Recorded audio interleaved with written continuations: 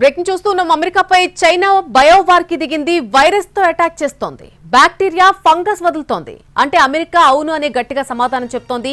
Dangerous fungus ను అమెరికాకు smuggle చేస్తోంది చైనా. అమెరికాకు భయంకరమైనటువంటి ఫంగస్ ను అక్రమంగా రవాణా చేస్తోంది చైనా.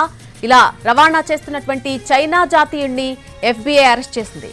అతని నుంచి ఫంగస్ ప్యాకెట్స్ ను స్వాధీనం చేసుకుంది. అరెస్టు చేసిన చైనీయుడిని జియాన్ గా గుర్తించారు. జియాన్ కు చైనా కమ్యూనిస్ట్ పార్టీ సపోర్ట్ చేస్తున్నట్టుగా FBI నిర్ధారించింది.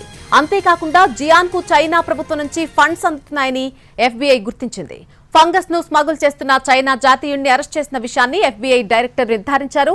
అతని నుంచి పూర్తి వివరాలు సేకరిస్తున్నట్టుగా X లో పోస్ట్ చేశారు.